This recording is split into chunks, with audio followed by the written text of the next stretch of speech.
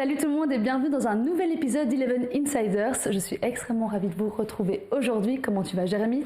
Bon, on est en forme, hein? On est super en forme. Et t'as vu où on est? Dans la loge Wilfried Van Moor. Franchement. 3 fois soulier d'or. Exactement, exactement. 66, 69 et 70. Heureusement que t'es là pour le dire, pour le préciser. Oh, Les infos, c'est ça. Ici au standard, ça c'est sympa. C'est vrai qu'on est bien accueillis ici au standard avec notre invité du jour, Pierre Locht. Comment allez-vous? Ça va très bien, merci. Merci beaucoup de nous accueillir chez vous. Avec un grand plaisir, vous êtes les bienvenus. Avec pas trop de cernes, Pierre? Bon, c'est vous qui le dites ça. Non, franchement, ouais, non, c'est vrai. Mais d'ailleurs, justement, c'est ma première question. Comment on se sent à un lendemain de clôture de mercato? C'est toujours en effet un sentiment un peu particulier, le lendemain puisque c'est vrai que c'est toujours intense les dernières heures, même si chaque fois on se dit on va essayer que ce soit moins le cas, d'anticiper, mais la dynamique du marché est comme ça que beaucoup de choses peuvent se débloquer ou se débloquent dans les dernières heures, on le sait, donc c'est vrai que c'est toujours un peu particulier, mais voilà, le sentiment est positif et bon ce matin. Donc là, vous êtes serein, il n'y a pas de frustration, vous êtes plutôt serein. Tout à fait, non, on est très serein, on est content de ce qui s'est fait dans l'ensemble.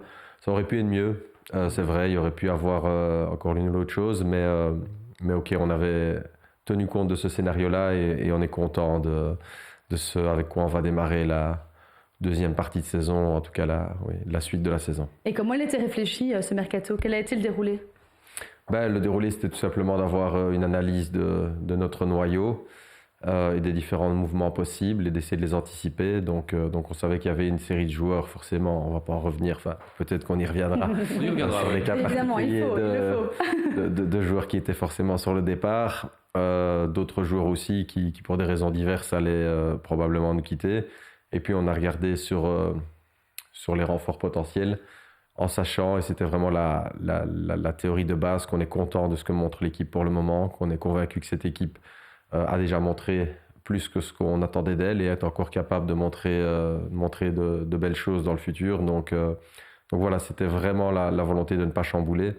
Et au final, on a choisi pour de la stabilité. Ça veut dire que la note du mercato, selon le CIO, c'est une note sur 10. Vous mettez combien pour le mercato du standard?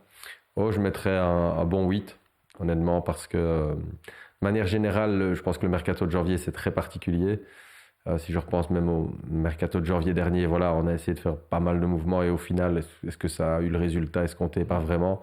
Donc voilà, je pense que le signal envoyé à l'équipe est clair, c'est qu'on compte sur ces joueurs-là, sur cette équipe-là et j'aime bien ce signal-là et cette donnée de stabilité qui a souvent manqué au standard et qui, je pense, peut faire la différence. Par rapport à ça, justement, dans les dernières heures du mercato, tout le monde cherchait encore certains profils. Vous dites que vous êtes satisfait. On attendait quand même peut-être un attaquant rapide, éventuellement un profil box-to-box, mais c'était surtout l'attaquant qui était visé. Il n'y a personne qui est arrivé. Est-ce que ça, d'une certaine manière, ça inquiète le CEO que vous êtes?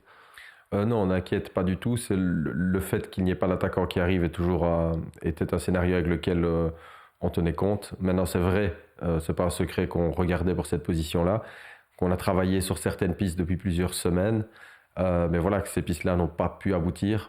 Parfois, ça se débloque dans les dernières heures. Ici, ça n'a pas été le cas cette fois-ci. On savait que c'était une possibilité, mais voilà, on n'a pas voulu, et ça c'est très clair, on n'a pas voulu bouger sur d'autres pistes qui arrivaient dans les derniers jours ou dans les dernières heures. Ça, c'est pas la manière de travailler. On était tout à fait d'accord aussi avec le staff qu'on ne ferait pas ça. Donc, soit c'était l'attaquant qu'on recherchait qui pouvait apporter quelque chose de différent peut-être à ce qu'on a dans le noyau, soit on allait avec les gars qu'on a. Et aujourd'hui, c'est vers cette option-là qu'on va. Et pourquoi ça n'a pas abouti? Parce que la situation n'a pas pu se débloquer comme pour diverses raisons. Comme je vous dis, il y avait plusieurs pistes, mais voilà, pour des raisons diverses, elles n'ont pas pu aboutir ou pas aux conditions auxquelles nous on était prêts à faire ces opérations-là. Et voilà, on savait que c'était une possibilité. C'est une possibilité qui a grandi au fil des jours et au fil des heures, dont on savait que c'était de plus en plus probable. Et de nouveau, le dernier jour, on a reçu beaucoup d'appels d'agents qui nous promettaient le joueur qui allait nous qualifier en play-off, etc., puisque tout le monde savait qu'on cherchait un attaquant. Mais ça, on était très clair qu'on ne voulait pas se lancer dans quelque chose de dernière minute. C'était quoi la piste que vous aviez en tête et que vous aviez absolument envie de faire, Pierre? Non, c'était en effet un attaquant qui pouvait potentiellement apporter d'autres choses ou un profil encore un peu différent de ce qu'on a. Mais voilà, on sait qu'on a Renaud Himon qui arrive, encore qui revient de blessure, qui est maintenant prêt à reprendre petit à petit des minutes. On a Noah Wayo qui finalement commence seulement à montrer son vrai potentiel, qui est sans doute aussi un transfert hivernal plus qu'estival. On a Stipe Perica qui a marqué lors du dernier match et qui on est convaincu qu'il va pouvoir encore apporter beaucoup. On a Davida, donc le but est vraiment aussi de croire dans les joueurs qu'on a. On a fait un attaquant pour la deuxième équipe qui peut-être aussi jouer un rôle à un moment pour le Standard dans la deuxième partie de saison, donc on est serein à ce niveau-là. Ça, vous avez plutôt été vers des jeunes plutôt pour la Challenger Pro League alors? Oui, c'est vrai que c'est la particularité aussi c'est le premier mercato hivernal où il y a 2 équipes. C'est ça. Et c'est vrai que on veut que le SLCSFC reste en Challenger League la saison prochaine. Donc là aussi, on a fait les renforts qu'on souhaitait faire pour aider cette équipe-là qui a du potentiel, qui produit un beau football, mais qui parfois manque un peu d'efficacité dans les 2 rectangles. Donc on a essayé de corriger ça. J'ai une petite question, c'est pas une question piège, mais aujourd'hui, vous le dites, il y a 2 équipes. Il y en a une qui est aux portes du top 4, même si c'est pas l'objectif que le Standard peut-être a, mais ça vous fait quand même saliver. Si je vous pose la question, le Standard top 4 en Pro League ou le SLCS qui reste en Challenger Pro League? C'est très très compliqué à répondre. Ça, je pourrais difficilement choisir. Honnêtement, le top 4, ça ne se refuse pas pour le Standard, parce que c'est vrai que ce sera un plus. Maintenant, vous l'avez bien dit, c'est pas l'objectif et on veut construire. Et dans l'optique de construction, garder le SLCSFC en Challenger Pro League est important pour nous. Donc honnêtement, je vais faire mon joker pour choisir à ce niveau-là. On est d'accord parce que les 2 sont importants pour nous.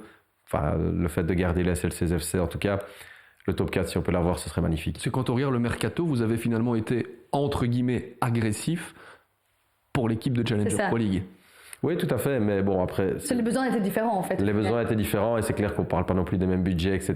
Oui. Mais oui, mais c'est vrai qu'on sent cette tendance un peu dans les supporters qui nous ont dit « Ok, on comprend bien, le top 8, c'est déjà bien cette année, il y a une reconstruction. Mais quand même, on n'est pas loin du top 4. Est-ce qu'on ne pourrait pas faire le petit effort, la petite folie, le petit... » Et ça, la réponse est non, c'est clair. On a un plan qu'on a dressé. Et voilà, le fait d'en sortir a plusieurs conséquences qui seraient négatives. Donc nous, on reste dans le plan et on va essayer d'aller chercher le plus haut possible. Et tant que le top 4 est atteignable, on essaiera. Mais voilà, c'est vrai que si on peut être dans le top 8 cette année, on sera content. Le fait que Noé Ducène reste finalement, ça a un peu influencé le mercato? Oui, c'était une donnée importante, ça c'est sûr, parce que sinon il aurait fallu le remplacer. Donc voilà, Noé a choisi de rester. Comment ça s'est passé? Content. Tout simplement, c'était plus de son côté. Voilà, à un moment, il pensait pouvoir avoir une opportunité qui pour lui était très bonne vu le stade où il en est dans sa carrière. Donc nous, on a dit qu'on serait correct vis-à-vis de ce joueur-là, qu'il a toujours été exemplaire au Standard. On parle de Moscou? Voilà, c'est pas à moi, c'est de son côté. Et nous on n'a eu aucune offre concrète, donc je vais pas me prononcer là-dessus. Mais voilà, au final, la possibilité ne s'est pas matérialisée, je pense, à 100%. Donc Noé est resté comme c'était, je vais dire, prévu à la base, et nous on en est très contents. Et on l'a vu d'ailleurs vendredi, un peu le game changer lors du match à Eupen. Il a vraiment fait un bon match, face à Eupen ici. Oui, tout à fait. Noé est performant. La bonne mentalité, oui, c'est ça. Exactement, depuis plusieurs semaines, et on sait ce qu'il nous apporte. La grinta de Noé Ducène, on revient un petit peu en arrière concernant Noé justement. On revient cette période de stage, où pendant le stage, Fergal Harkin a rencontré certains joueurs. Fergal Harkin a rencontré Noé Ducène. Fergal Harkin a dit à Noé Ducène qu'il ne comptait plus sur lui à un moment donné en stage. Et puis il y a eu toute une série de choses qui se sont passées avec Noé. Est-ce que là c'est un échec du coup du côté du Standard? Parce que c'est très clair, Pierre, le Standard voulait vendre Noé Ducène parce que dans 5 mois, Noé est en fin de contrat. Très honnêtement, non. Donc en fait, c'est vrai qu'on essaye d'être très honnête avec les joueurs. Et Noé est un joueur qui est en fin de contrat. Donc il se pose légitimement et qui nous pose légitimement la question de la suite et d'une possible extension de contrat. Et c'est là qu'on doit évidemment pouvoir se positionner. Et c'est vrai qu'à ce moment-là, notre position a été de dire on ne va pas entamer ces discussions-là maintenant. Mais la porte n'est pas fermée. Peut-être courant du mois de février, mars, post-mercato. Mais ce n'était pas l'intention du Standard de démarrer des discussions de prolongation avec Noé avant le mercato hivernal. Et forcément, lui, il doit en tirer les conclusions qu'il doit en tirer aussi et potentiellement regarder ce qu'il peut avoir ailleurs alors pour lui au mois de janvier. Et ça, on le comprend, on doit être correct aussi. Mais voilà, il n'y a jamais eu le signal vis-à-vis de Noé de dire tu dois partir absolument. Noé a toujours été à 100% partie du groupe, contrairement à d'autres. Donc je pense qu'on voit clairement le contraste par rapport à ça et aux intentions du club par rapport à ça. Et il a toujours fait partie de l'équipe, il a toujours pu jouer parce qu'il mérite, tout simplement. Donc voilà, la situation est celle-là. Et c'est vrai qu'ok, alors on peut dire est-ce qu'on aurait dû ne pas lui dire, lui mentir, etc. Mais le but c'est d'être honnête avec les joueurs. C'est aussi l'optique dans laquelle veut travailler Fergal. Parfois ça peut causer des petites frustrations. Peut-être que la chose aurait pu être mieux amenée, peut-être qu'il y aura un mea culpa à faire aussi à ce niveau-là. Mais voilà, je pense qu'aujourd'hui les choses sont claires. Et Noé se donne à 100% pour le Standard. Je pense qu'il est très content d'être là, donc il n'y a pas de problème. Parlons un petit peu de Selim Amala et Nicolas Raskin, forcément. On allait obligatoirement les dossiers. En tout cas, plutôt intéressant parce qu'il est temps d'éclairer peut-être un petit peu quelques points. Donc, Nicolas Raskin est parti aux Rangers. Quand vous avez fait l'interview d'Eleven Insiders dans les studios avec Jérémy, vous aviez dit en octobre que potentiellement ça pourrait quand même aboutir, la discussion. Là, au final, pas du tout. Qu'est-ce qui s'est passé? Comment ça s'est déroulé au final? Je pense que tout simplement, on n'a pas réussi à tomber d'accord. Voilà, la situation était complexe depuis le début avec ces deux joueurs-là. Ils arrivaient dans leur dernière année de contrat, au moment d'un rachat, au moment où le Standard sort d'une saison catastrophique. Est-ce qu'on peut leur reprocher de ne pas avoir d'emblée voulu re-signer et s'engager, je veux dire, sur base d'un nouveau projet qu'ils ne connaissaient pas et suite à plusieurs mois très très compliqués, nous on a pu comprendre leur patience. Après, on estimait que quand on avait apporté certains éclaircissements quant au projet et à l'encadrement au niveau d'ambition, voilà, c'était le moment de se mettre réellement à table. Mais c'est vrai qu'à ce moment-là, il n'était plus qu'à quelques mois d'être libre, avec beaucoup de potentielles opportunités, ou en tout cas, c'est ce qui leur était expliqué sans doute. Selim Amala avec une Coupe du Monde, donc c'était presque un scénario parfait pour un joueur jouer une Coupe du Monde puis pouvoir être libre derrière. Donc c'était objectivement vraiment compliqué. Eux voulaient pouvoir, c'est pas des joueurs qui venaient d'arriver au Standard non plus, ils étaient là depuis un certain nombre d'années, et je pense qu'ils avaient tous les deux en tête la possibilité de passer un cap dans leur carrière, ce qu'on peut difficilement leur reprocher aussi. Donc tout ça rendait la discussion compliquée, ils voulaient pouvoir se garder une porte de sortie, et voilà, je pense qu'on n'est pas tombé d'accord par rapport à ça. Le Standard devait défendre ses intérêts aussi en disant s'il y a une prolongation, il faut que derrière il puisse avoir une vraie capacité de négociation du Standard pour un transfert futur, si on continue à investir sur le joueur, et c'est tout simplement là que ça a coincé au final avec les deux joueurs, et voilà, maintenant là aussi on sentait cela arriver. On a anticipé au mois d'août, je pense, comme il fallait au niveau des recrues pour pouvoir se permettre de prendre les décisions qu'on a prises dans les mois qui ont suivi. C'est par rapport à cette clause libératoire qu'il y a eu des soucis avec et des cheveux gris dans le dossier Raskin. Oui, je pense que c'est pas un secret. Voilà, c'était sur les conditions potentielles de sortie de Nicolas. Ouais. Okay. Mais le fait de ne pas avoir réussi à prolonger Nicolas Raskin, qui représente un peu quand même le club, c'est pas il y a pas une certaine frustration ou un peu Si, quand même, on avait envie qu'il reste, comme tout le public, comme tout le monde. On avait envie qu'il puisse encore jouer sous les couleurs du Standard longtemps. Donc si, c'est dommage. C'est évidemment dommage, mais voilà, c'est comme ça. On a, je pense, fait le maximum de ce qu'on pouvait au niveau du Standard. Et ça n'a pas été possible. Et voilà, je ne veux pas le reprocher ou pointer Nicolas en particulier. C'est les circonstances qui ont fait que... Et maintenant, on a tourné la page. Vous êtes quand même parti en vous serrant la main. Il n'y a pas un désaccord. Est-ce que Nicolas, par exemple, va peut-être revenir un jour donner un coup d'envoi à Sclessin cette saison? Moi, il n'y a aucun problème. Il peut tout à fait revenir. Voilà, il y a eu des frustrations, je pense, au moment des discussions. Il y a eu des deux côtés parce que c'était pas facile. Maintenant, je pense que voilà, c'était la volonté de Nicolas, et je le pense sincère, de ne pas quitter le Standard et que le Standard n'ait rien. Voilà, mais il avait cette envie de passer un cap dans sa carrière, qu'on peut comprendre aussi. Et aujourd'hui, les deux sont réalisés. Le Standard a obtenu, je trouve, une compensation tout à fait raisonnable pour le transfert de Nicolas Raskin. Et lui a pu passer le cap qu'il voulait. Donc, je pense qu'à ce niveau-là, les deux peuvent être satisfaits. Donc, on se recroisera avec plaisir. Et par rapport à Selim Amala, comment ça s'est terminé? Là aussi, pareil. Donc, Selim a été un peu dans un autre rythme avec la Coupe du Monde qu'il a joué, où il a joué bien et longtemps. Et puis voilà, il est revenu, et là aussi on savait que le mois de janvier serait important, et finalement un accord a pu être trouvé avec Valladolid. Et donc tant mieux pour tout le monde, tant mieux pour lui, et bonne chance à lui. Qui joue en mauvais blanc. Oui, c'est... Quand on vient des rouges. Oui, exactement. Ça pique un peu aux yeux. Ça pique un peu aux yeux de le voir en mauvais blanc, mais bon, on lui souhaite le meilleur quand même sous ses nouvelles couleurs. Très bien. Oui, je voulais revenir sur la fameuse cote que vous avez donnée en début d'émission, 8 sur 10. Est-ce que dans ce 8 sur 10, vous prenez en compte finalement et vous vous dites, Fergal Harkin, il a quand même permis au Standard d'obtenir ce que le Standard voulait, parce que ça n'a pas été facile dans les négociations pour Raskin, pour Amala au final. Bon, il y a 2 millions avec bonus plus un pourcentage à la revente, donc dans ce dossier-là, il faut aussi pouvoir mettre les choses en avant. Fergal-Harkin a fait du bon boulot.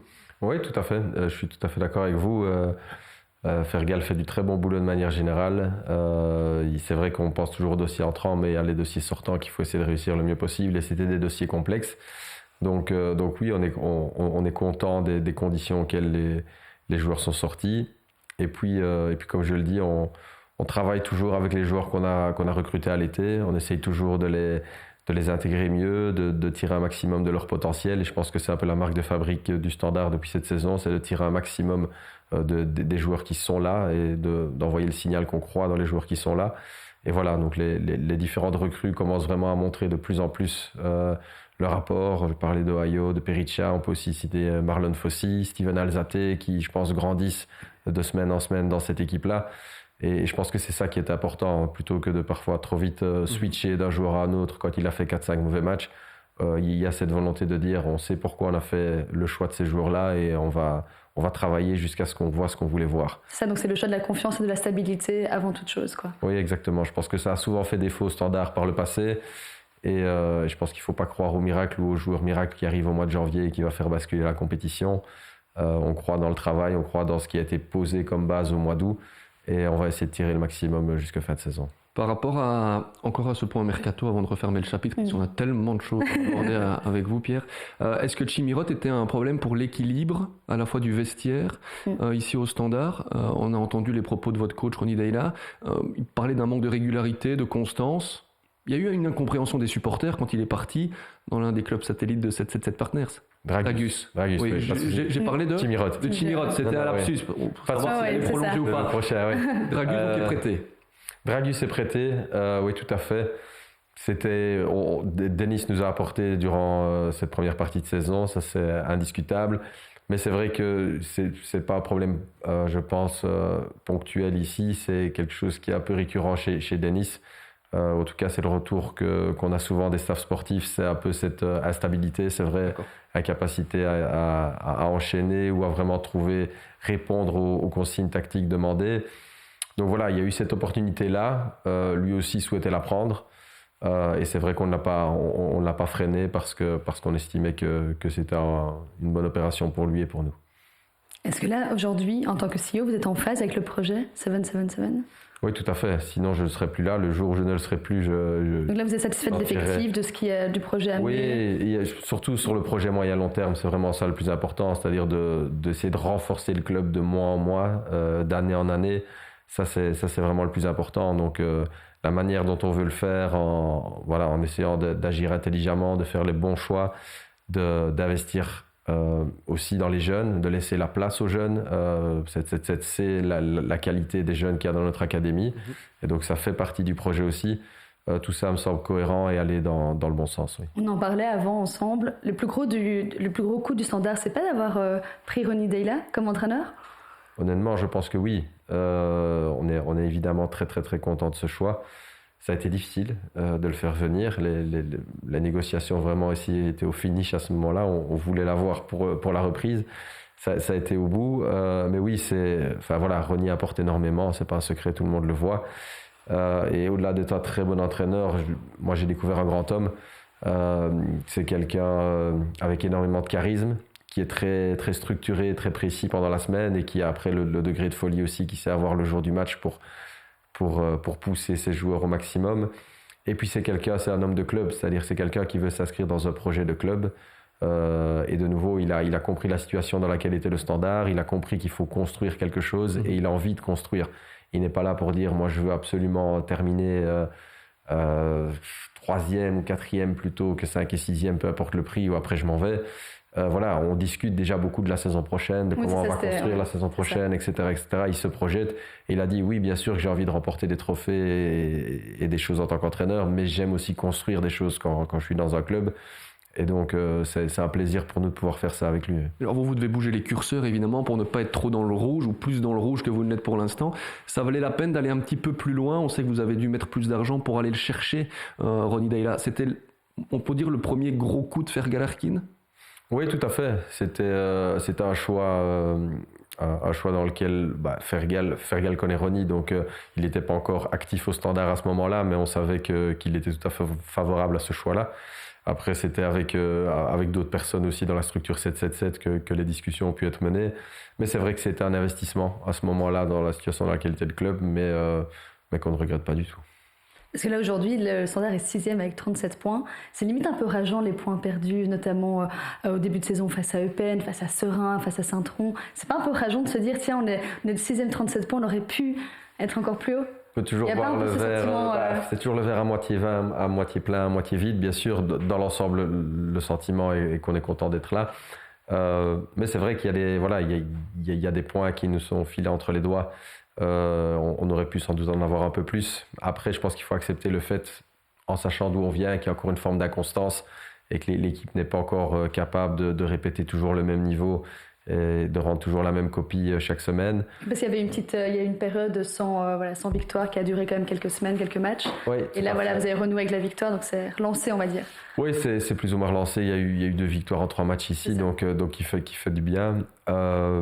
Mais ce sera le championnat belge est aussi cette particularité-là que on a le sentiment que tout le monde peut battre tout le monde quand même. Allez, on va mettre Genk peut-être de côté et de plus en plus l'Union aussi qui monte en puissance. Cette saison, il faut être juste, oui, c'est vrai. Mais sinon, toutes les équipes se battent et puis tout le monde a quelque chose à jouer avec ce format de compétition. Donc chaque match compte, il n'y a pas de match mort, comme on dit.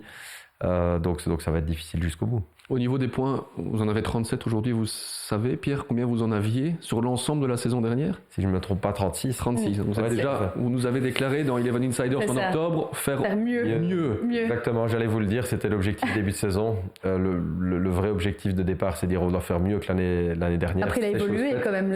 Oui, voilà, c'est chose faite. Je pense qu'on n'est pas surpris. On savait que c'était chose faite.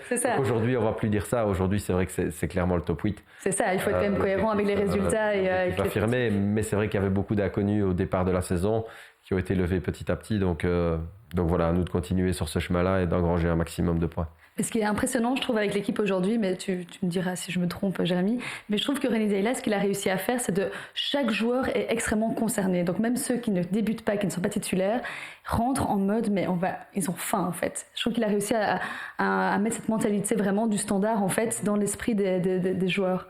Ouais, tout à fait. Est-ce que vous ressentez aussi? Oui, tout à fait. Il a beaucoup insisté là-dessus dès son arrivée, sur l'esprit de famille, comme il appelle ça. Il dit on doit former une famille, on doit former un groupe, c'est ensemble qu'on va le faire ou on ne le fera pas du tout. Et je pense que c'est ce que tous les coachs cherchent, tous les clubs cherchent à créer ça, mais c'est pas facile. Et lui, il y est arrivé, vraiment. Et c'est aussi dans cette optique-là qui nous soutient dans la démarche au niveau du mercato, de dire voilà, on ne rajoute des joueurs que si vraiment c'est une plus-value, parce que sinon ça peut affaiblir cet esprit de famille quand le vestiaire est trop large, ou quand il y a des joueurs qui arrivent mais qui ne comprennent pas leur rôle, au juste le pourquoi ils sont arrivés. Donc aujourd'hui, je pense que chaque joueur a trouvé sa place dans le groupe, chaque joueur sait pourquoi il est là, sait qu'il a une pierre à apporter à l'édifice. Et ça, c'est clairement le mérite de Ronny Deyla. Donc ça veut dire que vous avez déjà travaillé avec lui et que maintenant le mercato hivernal est terminé, mais il est déjà en train de bosser sur le mercato estival. Il y a déjà des profils qu'il vous a rendus, des joueurs que vous suivez. C'est finalement assez rare dans le monde du foot actuel de pouvoir se dire on se projette déjà avec un entraîneur. Oui, c'est ça, mais je pense un luxe. Oui, tout à fait. C'est un luxe et je pense que c'est un des ingrédients du succès, je pense, pour le futur, c'est de pouvoir justement anticiper, pouvoir être dans la stabilité, etc. Après, le monde du foot est ce qu'il est, on ne sait jamais ce qui peut arriver. Super vite, c'est imprévisible. Il peut y avoir des changements, mais c'est vrai qu'on travaille de manière structurée, sur du moyen long terme, en essayant d'anticiper et en essayant d'être le moins possible dans l'émotion. Et on a un coach qui est aligné avec ça. On a une équipe de scouting qui s'est bien renforcée ces derniers mois. Donc on continue et il faut qu'on améliore encore pas mal de choses au sein du club, dans les structures du club. Mais notamment quoi bien. Notamment quoi? Qu'est-ce que vous voulez évoluer? Il y a pas mal de choses, comme je dis, la cellule de scouting, elle a grandi, l'encadrement autour de l'équipe première grandit aussi, peut encore s'améliorer, c'est notre ambition d'améliorer encore tout ce qui touche, tout ce qui entoure les joueurs, tout simplement pour tirer le maximum de ceci. L'équipe U23, c'est pareil, c'est une nouveauté. On a démarré un peu avec les moyens du bord, mais en essayant de mettre en place quelque chose de professionnel quand même. ce qui est le cas, mais il y a encore une belle marge d'amélioration aussi dans tout ce qui est en place aujourd'hui autour de cette équipe-là. Aujourd'hui, c'est facile de convaincre des jeunes de venir jouer dans cette équipe SLCS. L'équipe et votre académie a encore un réel pouvoir d'attraction, Pierre ? Oui, tout à fait. Clairement, je pense que c'est pas compliqué. Les U23 en 1B, c'est un réel atout parce que voilà, c'est le football professionnel. Quand on vient dans cette équipe-là, on existe en tant que joueur professionnel, on existe sur le marché des transferts. Donc oui, c'est un vrai plus. L'Académie du Standard, bien sûr qu'elle a encore eu un très très gros impact en Belgique. Quand le Standard frappe à la porte de n'importe quel jeune, en général, on nous dit toujours bah oui, on va écouter, bien sûr, c'est le Standard. Donc après, on n'arrive pas à convaincre tous les jeunes toujours parce qu'en Belgique, les distances sont courtes, donc tous les clubs sont sur tous les talents, évidemment. Mais oui, ça reste un des gros points forts du club, mais c'est un gros investissement aussi, et ça, les supporters doivent le comprendre. Aujourd'hui, Académie plus équipe U23, ça a un coût pour le club de plus de 7 millions d'euros par an. Donc c'est pour ça qu'on n'a pas d'autre choix que de laisser la place à des jeunes aussi. Il faut que ces jeunes reçoivent une opportunité en équipe première, sinon ça n'a pas de sens de faire cet investissement supplémentaire dans une deuxième équipe professionnelle. Donc ça va vraiment faire partie dans les prochaines années, encore plus que ce que ça ne l'était par le passé, du fonctionnement du club, d'intégrer ces jeunes-là. Parce que quand vous voyez et quand on voit ce qui se passe du côté d'Anderlecht aujourd'hui, avec la fuite des talents, je me mets à votre place, c'est votre bébé, l'Académie du Standard. Vous êtes passé par là aussi, Pierre, vous avez eu un rôle central. Vous avez envie de l'éviter, ce genre de situation, de voir vos talents partir. Oui, bien sûr, ça fait mal et c'est compliqué. Après, voilà, c'est vrai qu'on a connu aussi des saisons sportivement, de l'équipe première sportivement très compliquées. On sait que ça a un impact toujours sur l'académie aussi, ce qui se passe au niveau de l'équipe première. Donc voilà, après, honnêtement, je m'inquiète pas trop pour l'académie d'Anderlecht parce que, après, voilà, je connais pas tout ce qui s'y passe au juste, mais je veux dire, ils ont un grand vivier de talent avec Bruxelles, ils ont toujours très bien travaillé et je pense qu'ils continueront à sortir des jeunes. Mais c'est vrai qu'on a toujours envie que les jeunes puissent d'abord jouer un certain nombre de matchs en équipe première avant qu'ils ne quittent. Mais voilà, parfois, quand la situation du club est telle qu'il y a besoin de pouvoir vendre des joueurs, on sait que les jeunes sont souvent des solutions faciles pour être vendus, donc on peut être amené à devoir le faire. Après, voilà, l'académie est toujours au service du club, donc si ça peut aider, il faut le faire aussi. Parce qu'au-delà d'un investissement financier, c'est un investissement sur le long terme. Vous l'avez très bien dit, après, il y a des ponts qui peuvent se former entre l'académie, les équipes jeunes, les équipes premières. Donc, c'est tout à fait important pour vous. Oui, bien sûr. Non, c'est vraiment un pilier essentiel de la stratégie. C'est vraiment une des raisons pour laquelle 777 a choisi d'investir dans le Standard. Donc voilà, on est très content de voir William Balikwisha, Gian Kanak, Lucas Noubi, etc. faire leurs premiers pas. Et je vous le dis, on est aussi content que le noyau aujourd'hui, la taille du noyau, la structure du noyau va encore permettre d'intégrer d'autres jeunes dans les prochains mois, ou en tout cas de leur donner une chance. Après, c'est à eux de la saisir. Donc ça fait partie de ce qu'on veut faire et on va pouvoir le faire. Vous attendiez à ce que ça aille entre guillemets aussi vite, dans le sens où début de saison on se disait reconstruction, on verra un peu ce qui va se passer, on espère que ça se passe bien, mais là c'est quand même au-delà de vos espérances, ou pas? Ou vous êtes... Non, si, objectivement, oui, on est... surtout là... Au final, c'est vrai qu'on a eu un petit creux ici dans les dernières semaines, mais sinon, il y a quand même une stabilité. Je crois que notre position au classement, elle a assez peu varié tout au long de l'année. On est là, donc la stabilité qu'on a réussi à atteindre dans le fonctionnement au quotidien du club est positive.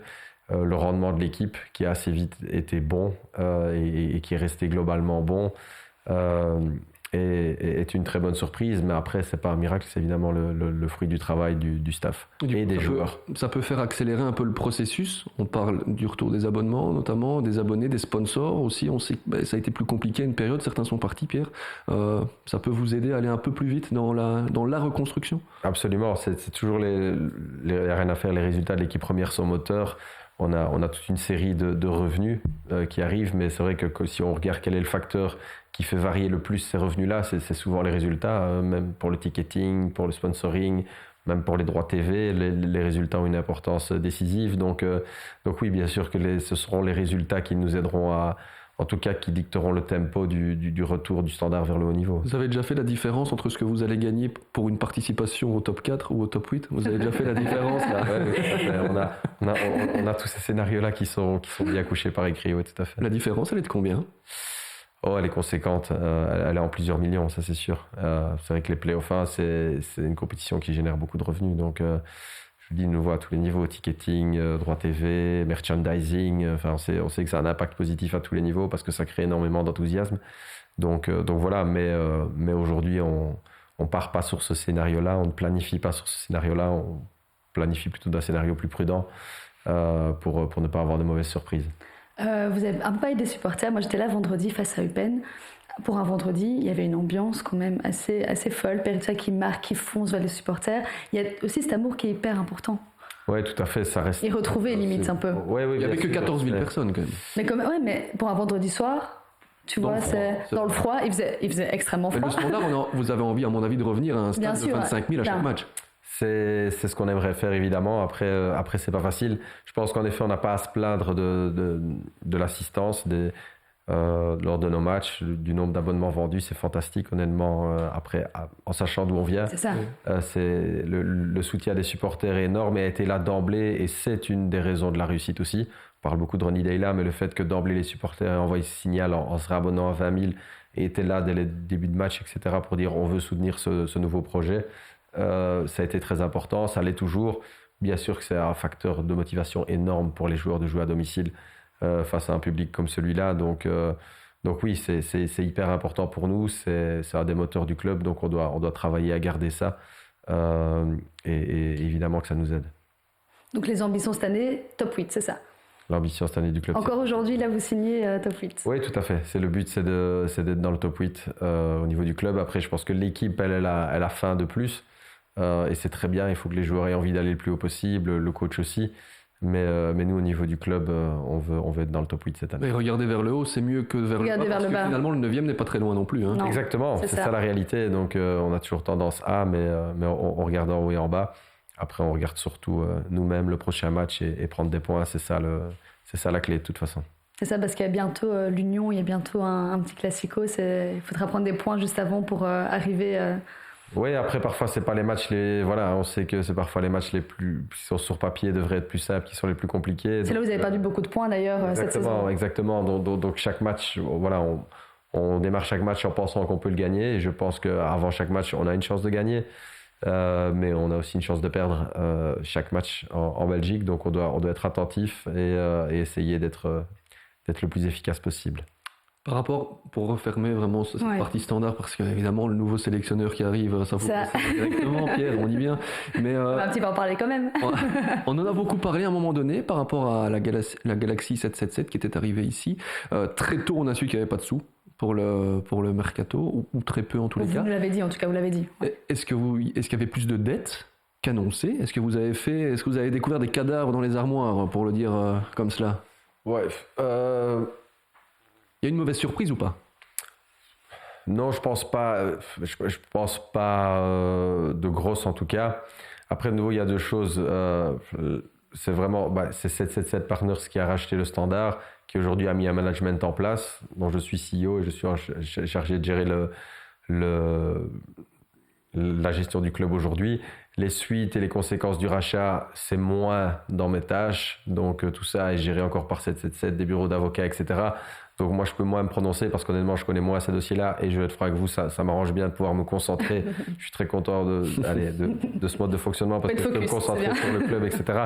Donc j'en sais moins, mais c'est vrai que le trou est très très grand. Mais ça on le savait en bonne partie.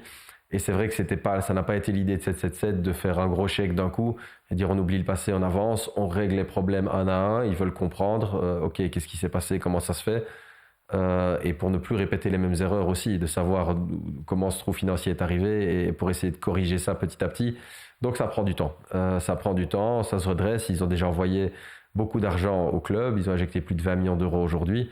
Ce qui est énorme, mais ce qui est injecté aujourd'hui sert à maintenir les activités du club, à payer ce qui doit être payé.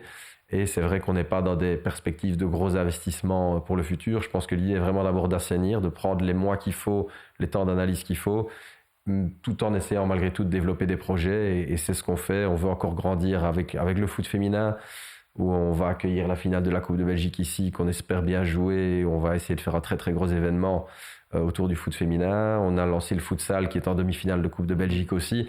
Donc on a tous ces produits annexes qu'on veut développer et créer dans un contexte financier qui est pas facile mais qui s'améliore vraiment. Et je me mets à la place du supporter, ça veut dire que vu la situation, dans 5 ans, le Standard sera peut-être toujours en difficulté de pouvoir recruter lors d'un mercato ? Non, je pense qu'il y a de réelles perspectives d'amélioration. Comme je dis, le trou est en train de se combler. 20 millions d'euros, c'est pas rien, même si le trou est encore plus gros que ça. Mais je veux dire, la situation s'améliore clairement de mois en mois. Et après, on doit générer de la valeur aussi avec les joueurs. Il n'y a rien à faire. Et ça, c'est fonction des résultats. Plus on gagne, mieux on peut vendre des joueurs. Et fonction des joueurs aussi qu'on amène, ne plus avoir la problématique de la fin de contrat. Donc ça, on va l'éviter et on va prolonger les joueurs assez tôt. Et voilà, on voit déjà, je pense que sur le terrain, il y a pas mal de joueurs qui, je pense, auront une valeur intéressante dans les prochaines années sur le marché et qui vont nous aider, même si d'abord, il faut qu'ils prestent et qu'ils nous fassent gagner des matchs. Quand vous étiez venu en octobre dans Eleven Insiders, vous avez parlé un peu de cette collaboration avec 77 Partners. Où elle en est aujourd'hui ? Comment ça se passe au quotidien ? C'est de mieux en mieux en place. Donc 77 Partners a un projet foot parmi d'autres activités. De nouveau, à Miami, ils sont actifs dans l'aviation, dans l'assurance, etc.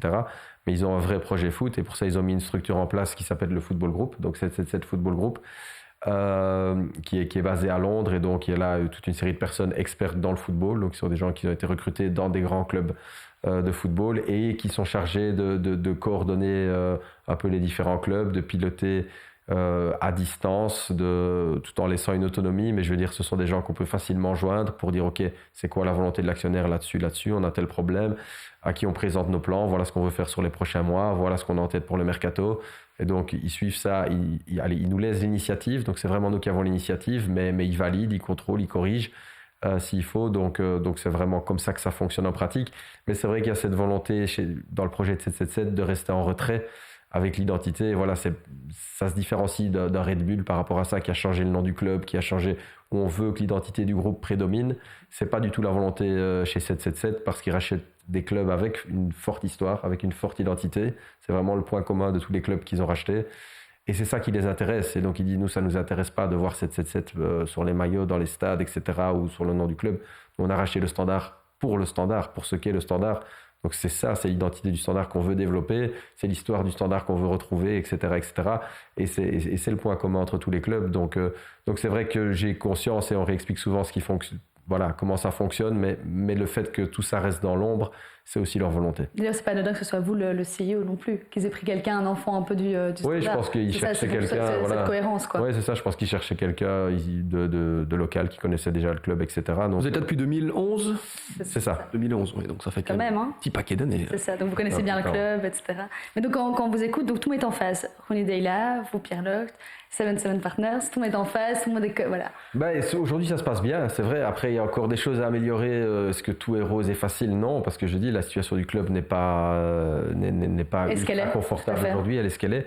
Mais aujourd'hui, je suis convaincu de ce qui est fait ces derniers mois et on sait qu'on aura encore des périodes difficiles. Comme je dis, l'équipe ne va pas tout gagner, va encore avoir des creux, mais je pense qu'on va dans la bonne direction et que d'année en année, ce sera mieux. Ça fera plaisir. C'est vrai. C'est clair, exactement. Ce qui sort de la bouche de Pierre Locht est aussi, voilà, vous êtes respecté par les supporters, vous avez commencé nous. C'est pas du tout anodin qu'on vous ait choisi comme CEO. Je pense que c'est important pour les supporters et pour la continuité aussi du club. Voilà. Ouais, on verra. On vous le souhaite en tout cas, Pierre. C'est très gentil. On l'a teasé depuis le début, on savait, on va en parler. On est obligé d'en parler. Ah, c'est pas fini. On allait y aller. Non, il faut en parler, on est obligé. Évidemment, Pierre, là, vous faites partie de la task force pour le nouveau sélectionneur belge. Où ça en est ? Il y a des rumeurs très fortes sur un certain Domenico Tedesco. Parce qu'aujourd'hui, mercredi 14h, heure d'enregistrement, il n'y a encore rien d'officiel. C'est ça. Non, tout à fait. Voilà, il y a eu un travail qui a été mis en place avec une task force qui devait procéder en effet au choix d'un nouveau sélectionneur. Et potentiellement aussi d'un nouveau responsable sportif. Je pense que cette task force a fait déjà une bonne partie du travail de sélection, etc. Parce que le but était en effet d'aboutir fin janvier, début février. C'est pas un secret. Je le rappelle, il y a un rassemblement au mois de mars. Oui, voilà, c'est ça. Il n'y a pas énormément de temps. Donc voilà, après il faut se mettre d'accord avec les différents candidats retenus. voir avec lesquels c'est possible de finaliser un accord ou pas. Et je pense qu'aujourd'hui, on en est dans ce stade-là et que c'est la fédération maintenant qui a la main pour finaliser ça et pour faire les annonces qui devront être faites dans les prochains jours, je l'espère. Et concernant le profil qui ressort, Domenico Tedesco? Ça, je ne vais pas encore m'exprimer dessus parce que c'est pas aujourd'hui le sélectionneur des Diables Rouges. Donc on verra. Mais dans les noms. Le jour où... je le lis beaucoup en effet pour le moment et voilà, mais il serait prématuré pour ma part d'aller m'exprimer sur un nom alors que le boulot n'est pas encore clôturé et le jour où ce sera finalisé, il n'y aura pas de problème pour expliquer le pourquoi de ce choix, de tel ou tel choix. On peut tourner la question autrement. Pourquoi Domenico Tedesco serait le bon profil pour les Diables Rouges? Oui, de nouveau, on va réclamer une question parce que c'est vrai que c'est jeune profil. Un jeune, 37 ans. Oui, ça c'est sûr. Mais de nouveau, je veux dire, c'est un des profils aujourd'hui qui est cité et qui est sur la table. Mais voilà, il n'y a encore rien de fait, d'acté aujourd'hui. Donc je pense que c'est pas opportun d'aller expliquer le pourquoi ce serait lui et pas lui aujourd'hui parce qu'il n'y a rien qui est signé aujourd'hui pour le nouveau sélectionneur. Et le directeur technique? Là aussi, il n'y a rien d'acté, il y a aussi des noms qui sont sortis, etc. Mais voilà, l'objectif, je pense aussi, est d'avoir un bon duo. Donc je pense on espère qu'on l'aura assez vite parce que c'est un rôle important. Je pense que c'est quand même, voilà, peut-être quelque chose qui a manqué dans les derniers mois, un directeur technique. Donc aujourd'hui, j'espère qu'en ayant deux personnes bien distinctes, qui pourront s'aider, ça permettra d'avoir un peu un volet de contrepoids pour tout simplement prendre les meilleures décisions possibles pour le Diable. Au niveau de la recherche, je comprends votre position, Pierre, c'est légitime, c'est difficile puisque l'officialisation peut-être aussi de vos supérieurs n'a pas encore été actée, mais le fait d'avoir un choc des générations, un choc des cultures aussi, c'est quelque chose d'intéressant. Imaginons Tedesco over Cotteron, il y a une différence d'âge, 37 ans pour l'un, 66 ans pour l'autre, une différence aussi de génération. Il y en a un, on va caricaturer, qui découvre peut-être les ordinateurs, et l'autre qui est né avec les ordinateurs. C'est ça que vous cherchez en termes de match?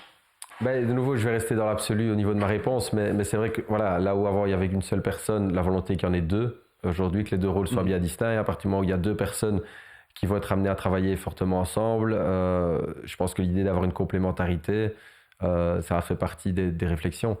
Donc on espère que les deux personnes qui seront nommées pourront bien travailler ensemble et pourront au final se compléter pour apporter le meilleur résultat possible à la Belgique. Et l'Union belge avait communiqué sur les 3 joueurs qui allaient être un peu impliqués dans cette nomination. Est-ce que ça a été le cas?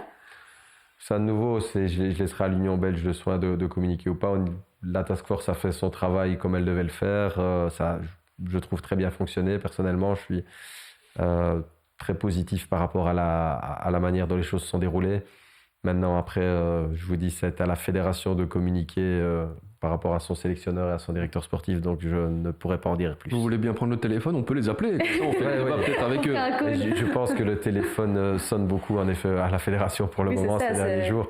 Et voilà, je pense que dès qu'ils pourront apporter les réponses, ils le feront. Il y a vraiment eu plus de 100 candidats?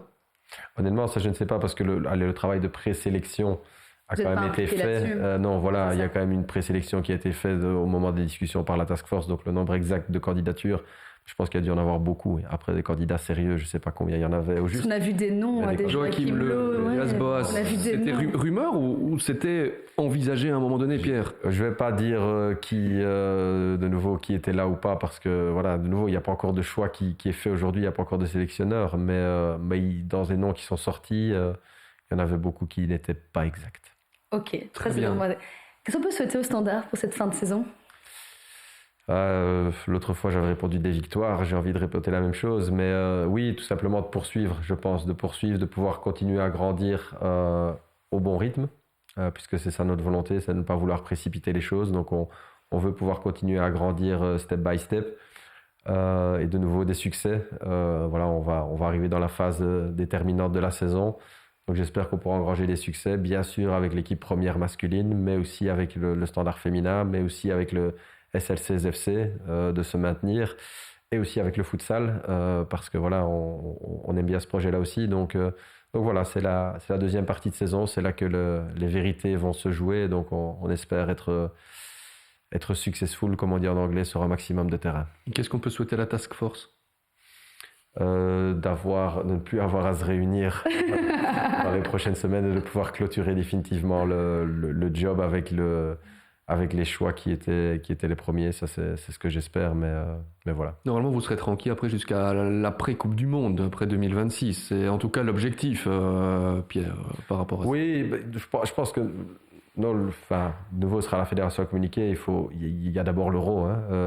Il y a d'abord l'euro et il y a d'abord les qualifications pour l'euro. Ouais. Il faudrait honnêtement quand on regarde le système des qualifications, Pierre, aujourd'hui. Oui, non, c'est pas vrai. aller à l'euro, ne pas jouer les matchs. Je suis d'accord, mais voilà, il ne faut pas être présomptueux. Il y a beaucoup de nations qui ratent parfois, de grandes nations qui ratent parfois un grand tournoi. Ok, on a beaucoup de qualités, mais voilà, on est la Belgique, on doit rester prudente. Et je prends le premier match en Suède. Si vous regardez les résultats qu'a fait la Suède à domicile en qualification ces dernières années, vous pouvez vous attendre à un match très très compliqué. Je trouve qu'il y a, juste pour refermer un petit peu cette superbe discussion, je trouve qu'il y a beaucoup de maturité dans comment vous amenez par vos discours sur le standard. Je trouve qu'il y a vraiment une espèce de step-up qui a été pris. C'est gentil, mais au-delà de vous, dans l'image du club. Je pense que c'est vraiment la volonté. Moi, j'y tiens beaucoup. Le Standard reste un club bouillant et le sera toujours, et on doit garder ça.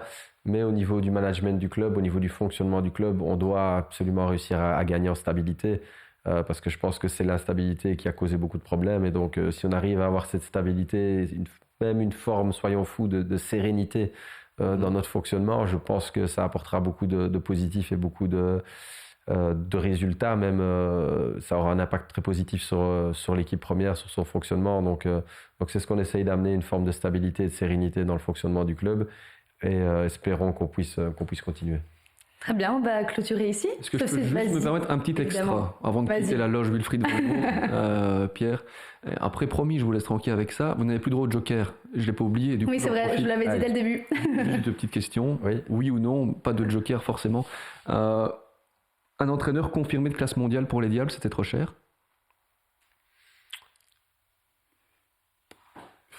Je ne sais pas. Non, pas forcément, non. Très bien. Thierry Henry était le choix numéro 1, voire 2 pour les Diables? Oui, non?